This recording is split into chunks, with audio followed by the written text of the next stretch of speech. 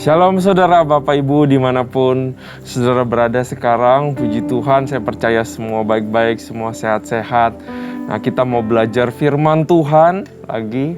Ya, luar biasa, hari ini kita akan belajar sesuatu yang saya percaya Tuhan pasti akan berkati kita. Dan Dia titipkan pesan pada saat ini untuk kita belajar. Tapi sebelum kita ke sana, saya mau ajak kita memuji dan menyembah Tuhan. Yuk kita fokus sama Tuhan. We enjoy the presence of God. Ya radabasy kita bayar radabasy. Mari ucapkan yang manis buat Tuhan. Saja kita mau semua berdoa. Panggil Yesus. Cari wajahnya. Cari hadiratnya Tuhan. Ya radabasy kita bayar Allah ya. Ya radabaya radabasy.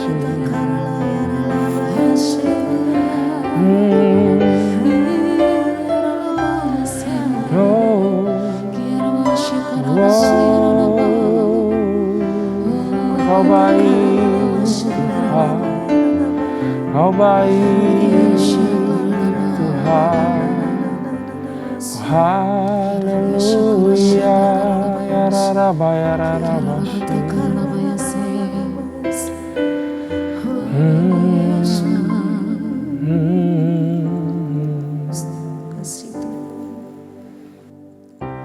Perhatikanlah bunga bakung di ladang, Tuhan hiasi tanpa bekerja.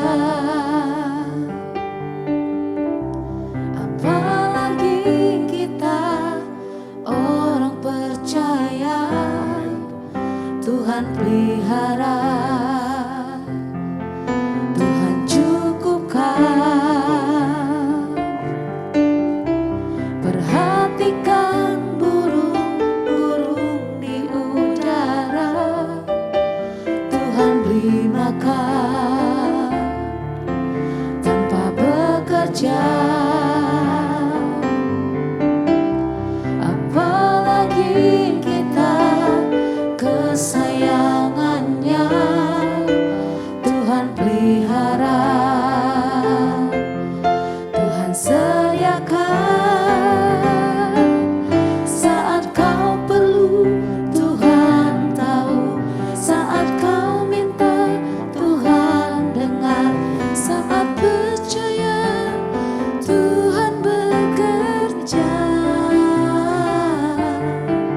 Saat menangis, Tuhan tahu, saat berdoa, Tuhan dengar, saat bersyukur, Tuhan berkati.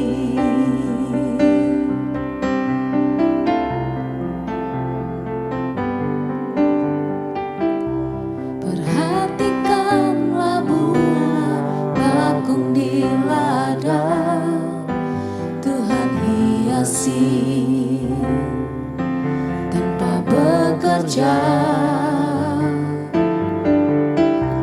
Apalagi kita orang percaya, Tuhan pelihara,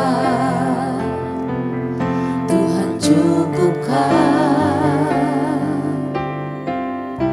Perhatikan burung-burung di udara, Tuhan beri makan tanpa bekerja. Apalagi kita kesayangannya, Tuhan pelihara, Tuhan sediakan saat kau perlu, Tuhan tahu saat kau minta, Tuhan dengar saat percaya, Tuhan bekerja. Saat menangis, Tuhan tahu, saat berdoa,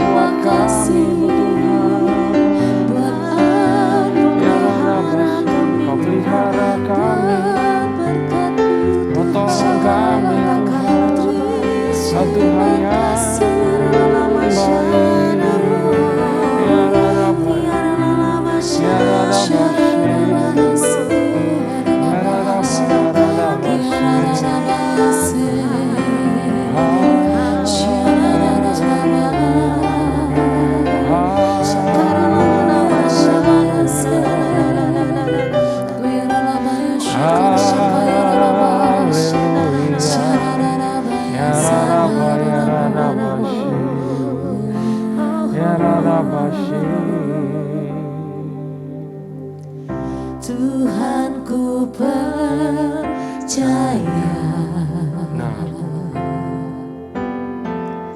tangan-Mu menjaga, yang berharap kepada-Mu takkan Kau biarkan. Tuhan ku percaya, janji-Mu setia,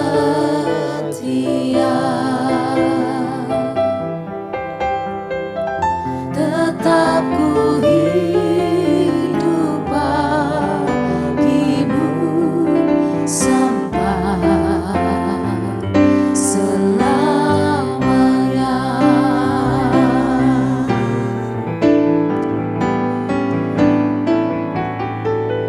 Tuhan ku percaya,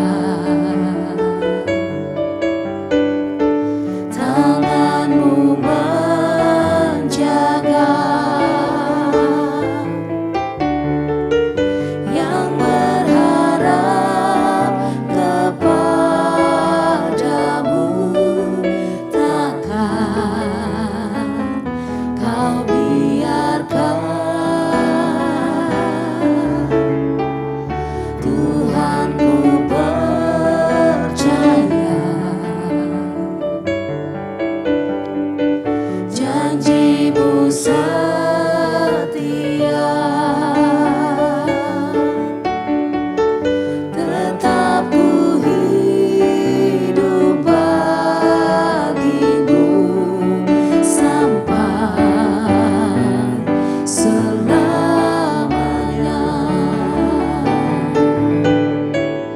Tuhan ku percaya, tangan-Mu menjaga,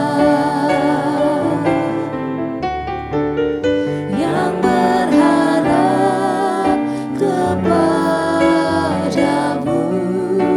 takkan Kau biarkan. Tuhan ku percaya, janji-Mu setia,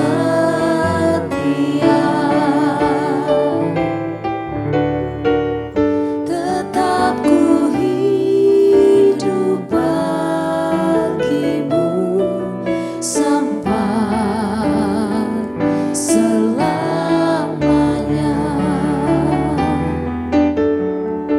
Tetap ku hidup bagi-Mu sampai selamanya.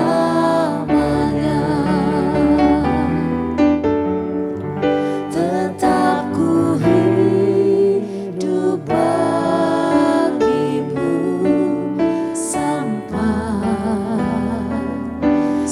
sampai selamanya.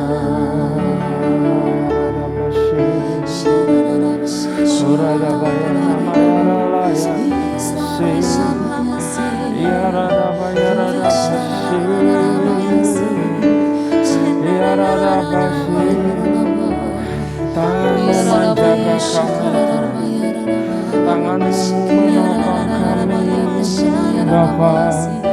Oh, janji-Mu setia Tuhan.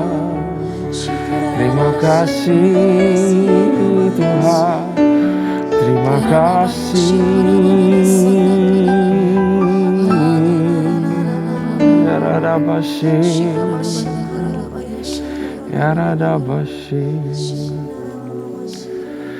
Terima kasih Tuhan buat pertolongan-Mu, penjagaan-Mu, penyertaan-Mu, kesetiaan-Mu selalu lingkupi kehidupan kami, selalu menopang kehidupan kami. Sebagaimana kami ada sekarang semua karena berkat anugerah-Mu, Tangan-Mu yang selalu menjaga kami, Tuhan. Terima kasih Bapa. Izinkan kami dapat sesuatu, berikan kami revelation, rema, datang daripada Engkau ya Roh Kudus.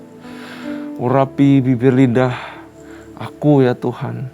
Akan bagikan ini, berikan rema-rema, pengertian-pengertian baru selagi kita baca nanti firman-Mu ya Tuhan. Sembunyikan hamba-Mu di balik salib-Mu.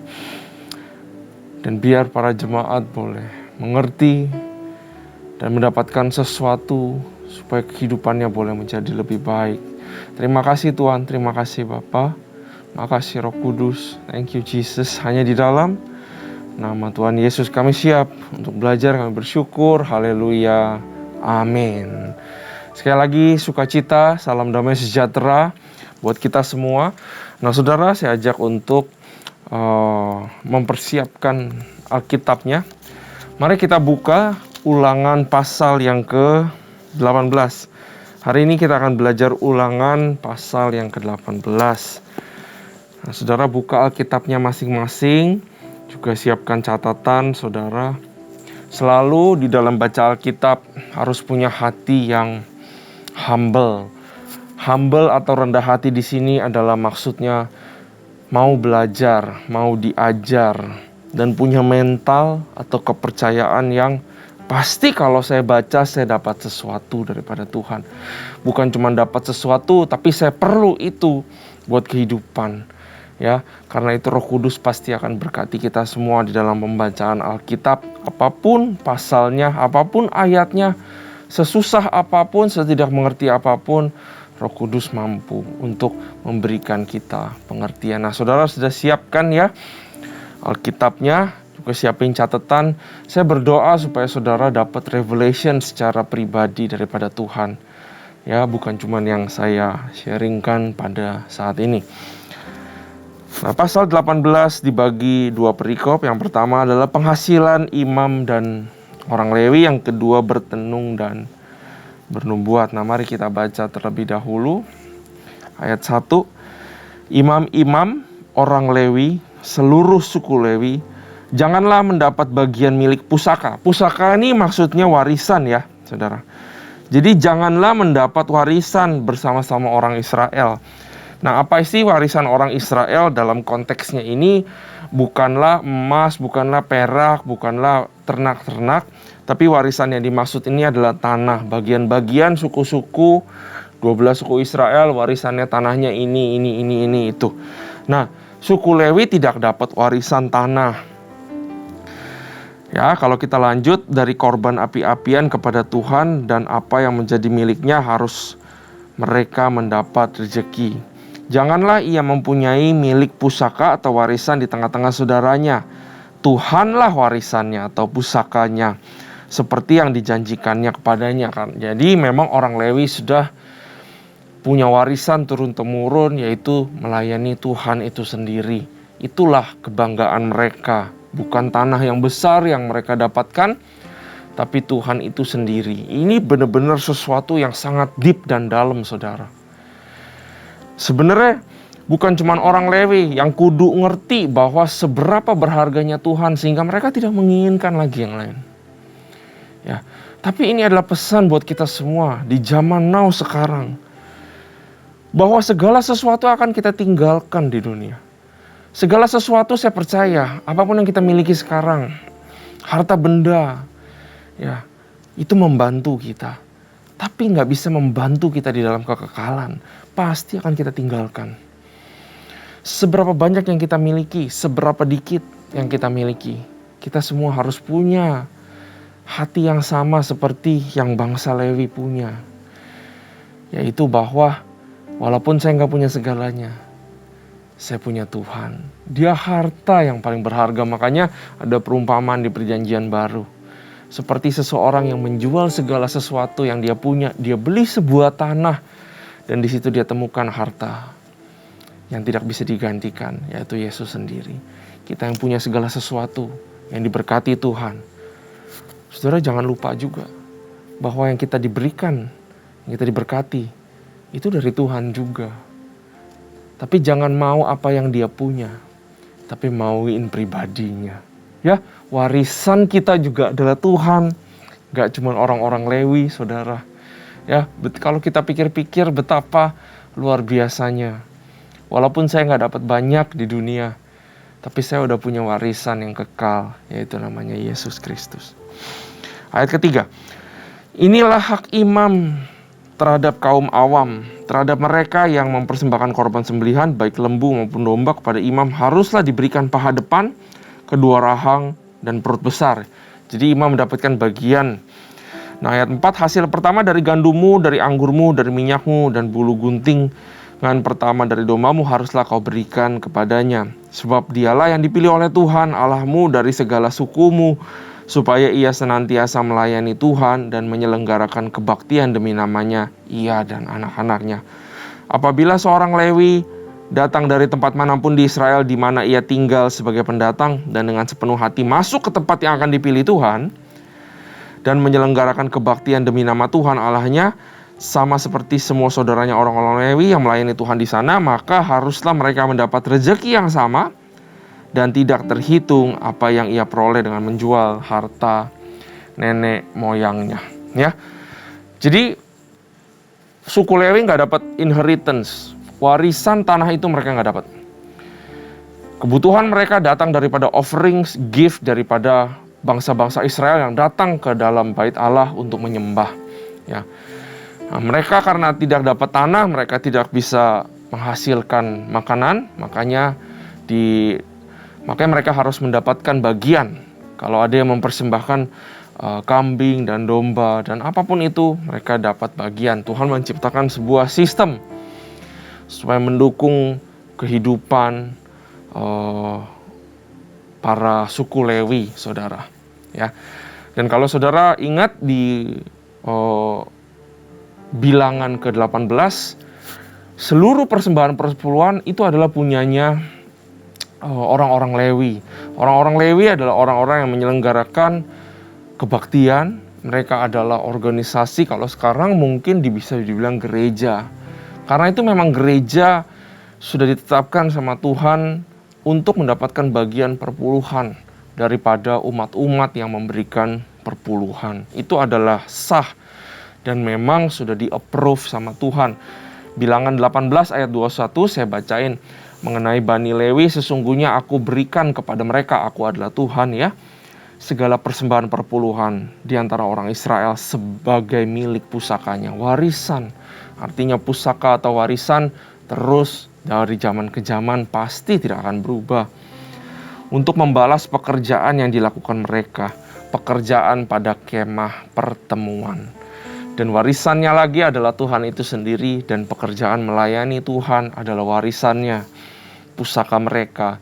Jadi begitu generation ada yang baru, lahir anak yang baru, mereka sudah dapat warisannya, yaitu mereka sudah pasti akan melayani Tuhan, saudara.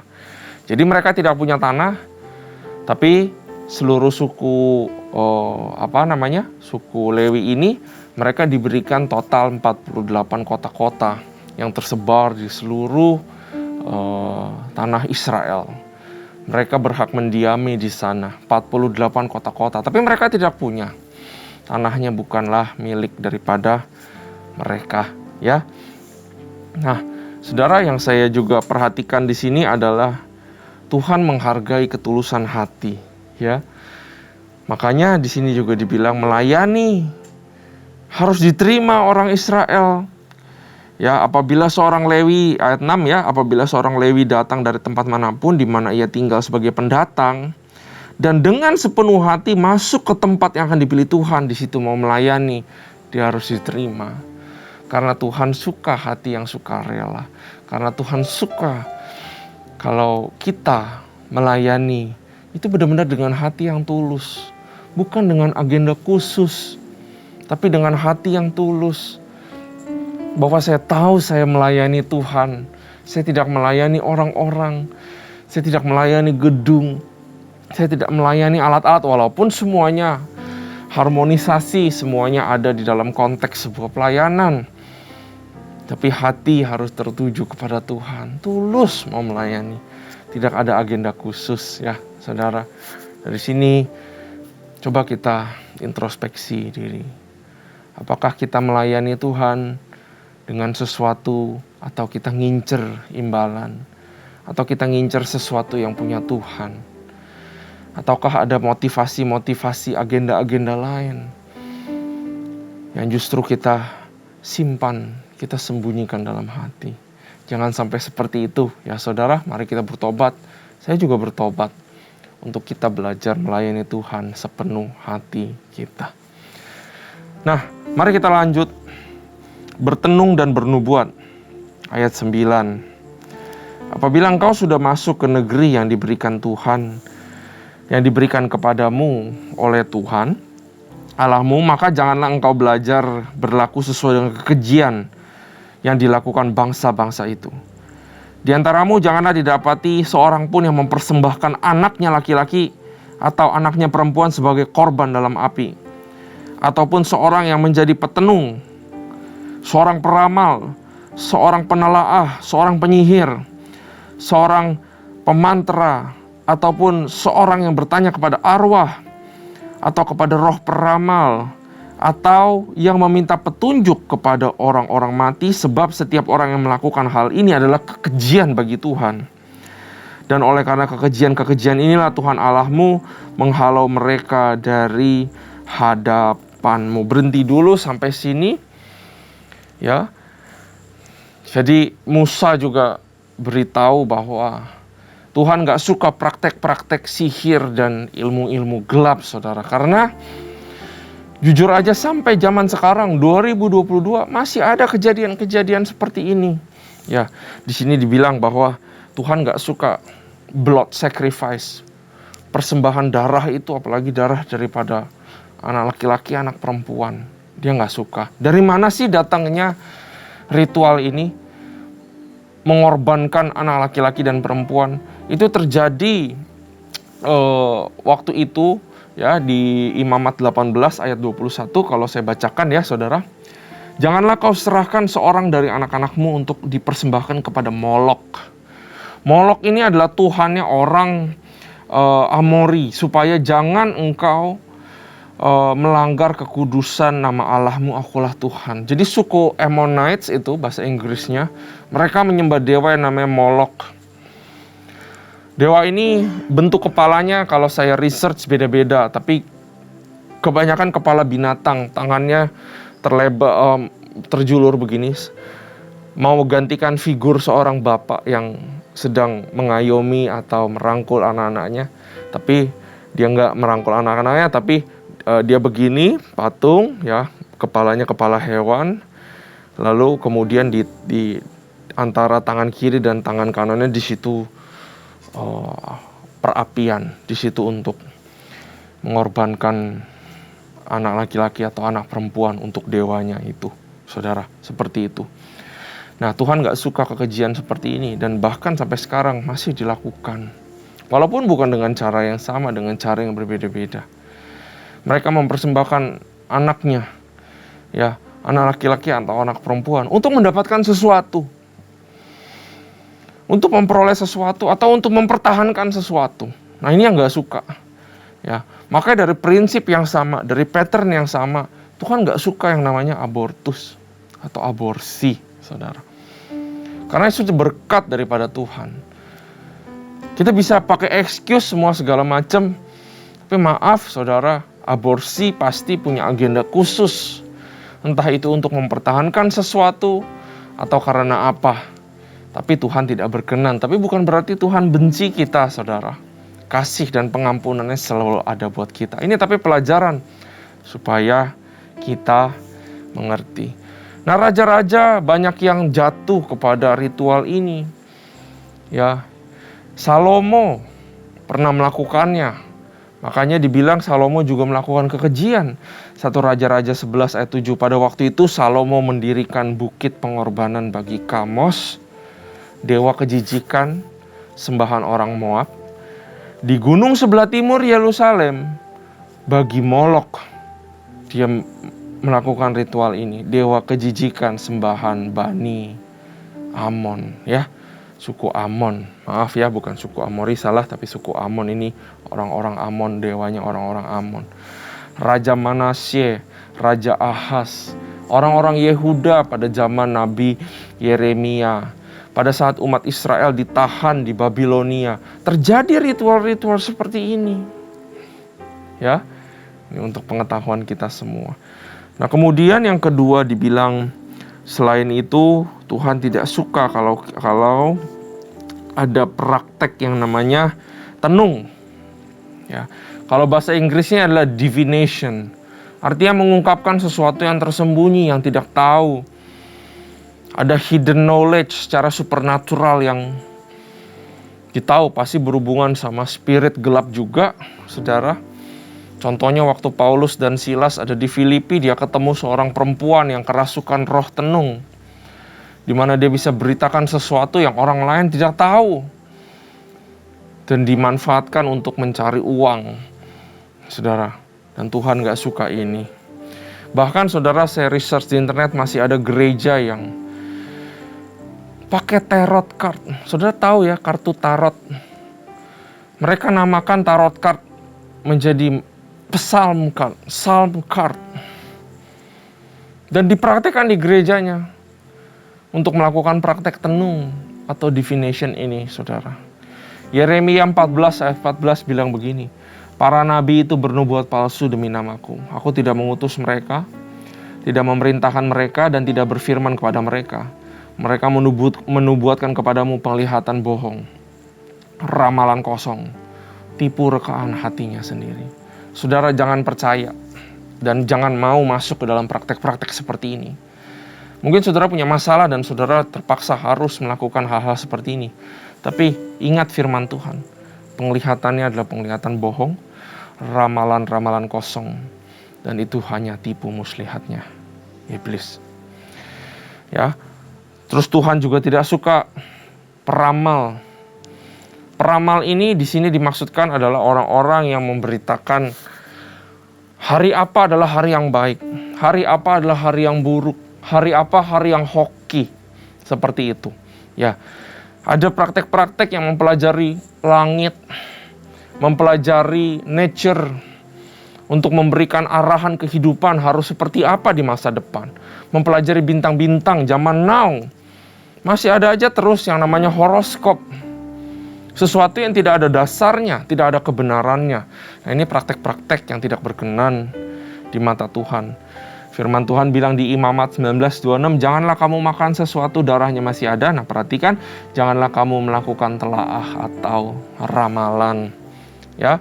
Kemudian digabung lagi ada beberapa praktek lain, penelaah, penyihir, pemantra. Ini adalah praktek-praktek yang memberikan kutuk, mengucapkan mantra-mantra, dipercaya, ya, memantrakan orang, ya, untuk melakukan kejahatan, untuk deceive others, untuk melakukan tipu muslihat kepada orang-orang. Tuhan juga tidak suka. Dan yang terakhir adalah praktek di mana menanyakan sesuatu kepada arwah yang sudah mati. Ya. Nah, Tuhan gak suka, bahasa Inggrisnya necromancer, selalu berhubungan sama yang sudah meninggal untuk mendapatkan sesuatu, untuk membantu kehidupannya. Nah, ingat, kehidupan kita adalah milik Tuhan. Janganlah kita melakukan praktek-praktek seperti ini, apalagi percaya praktek-praktek seperti ini. Amin ya saudara. Nah, kita habisin ayat yang ke-13. Tetapi haruslah engkau hidup dengan tidak bercela di hadapan Tuhan Allahmu, sebab bangsa-bangsa yang daerahnya akan kau duduki ini mendengarkan kepada peramal atau petenung. Tetapi engkau ini tidak diizinkan Tuhan Allahmu melakukan demikian. Seorang nabi dari tengah-tengahmu, dari antara saudara-saudaramu sama seperti aku, akan dibangkitkan bagimu oleh Tuhan. Jadi firman Tuhan bilang, jangan dengerin mereka, tapi dengerin ada satu nabi yang akan kubangkitkan, katanya. Dialah yang harus kamu dengarkan. Nah, saudara pasti sudah kepikir, ini siapa yang Tuhan Allah akan berikan, yang daripadanya lah kita dengar aja dia. Tepat seperti yang kamu minta dahulu kepada Tuhan Allahmu di Gunung Horeb pada hari perkumpulan dengan berkata, tidak mau aku mendengar lagi suara Tuhan Allahku.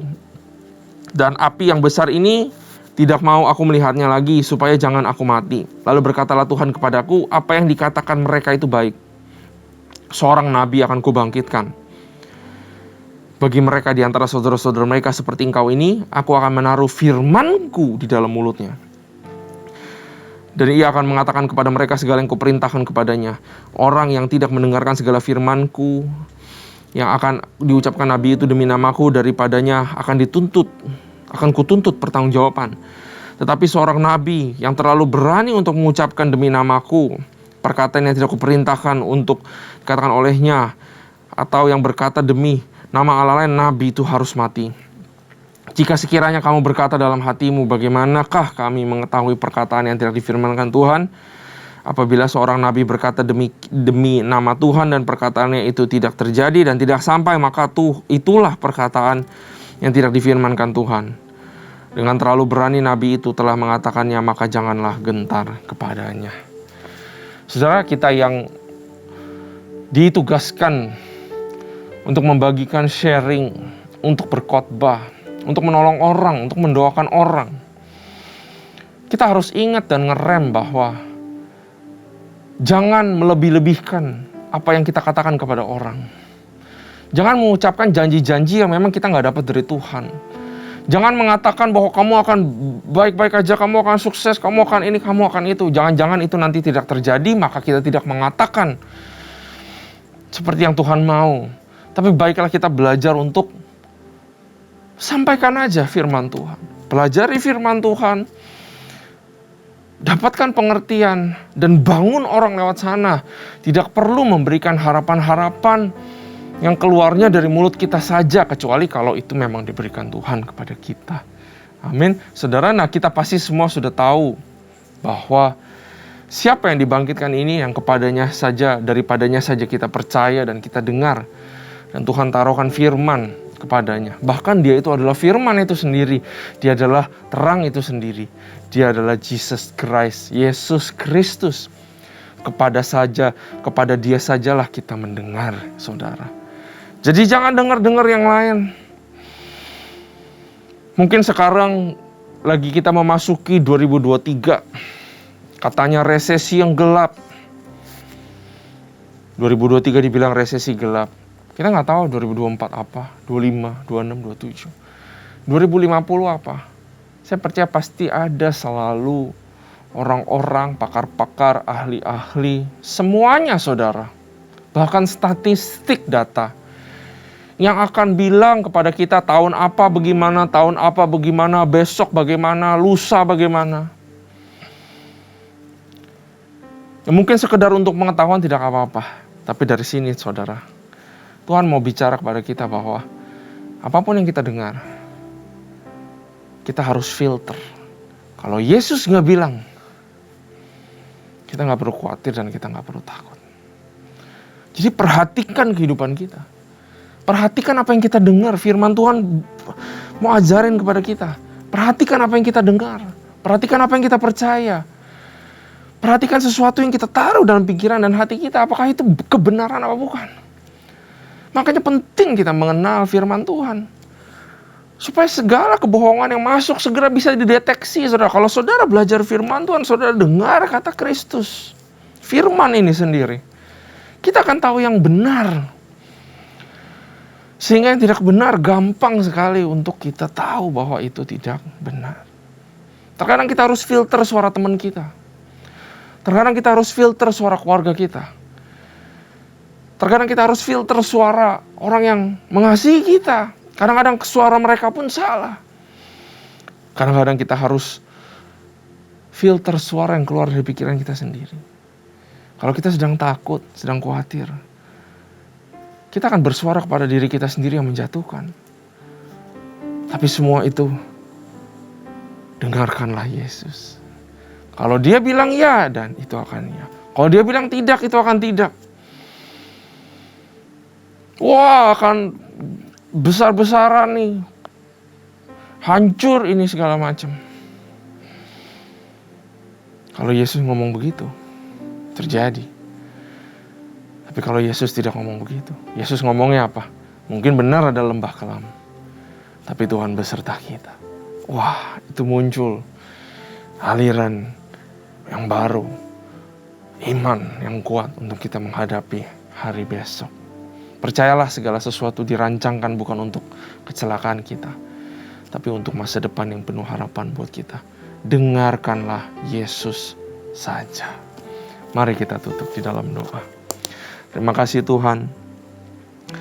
Terima kasih ya Bapa. Kami mengerti banyak pada pembelajaran hari ini. Biar kami miliki hati yang tulus seperti suku Lewi ini yang mau melayani Engkau tanpa agenda khusus. Bahwa yang berharga dalam kehidupan kami melayani atau enggak.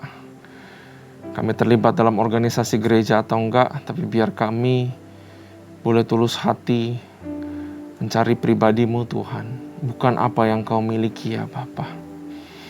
Karena Kaulah warisan yang paling berharga dalam kehidupan kami. Juga belajar supaya kami mendengar suara-Mu aja Tuhan. Bapa berkati jemaat-Mu. Biar boleh peka. Biar Roh Kudus boleh berbicara kepada mereka. Menolong, menuntun, menyertai kehidupan sehari-hari. Sampai nanti Kau jemput kami lagi di awan-awan ya Tuhan. Biar kami belajar, biar kami menjadi umat yang taat dan juga setia. Terima kasih Tuhan. Hanya di dalam nama Tuhan Yesus kami telah belajar, bersyukur. Haleluya. Amin. Tuhan Yesus memberkati.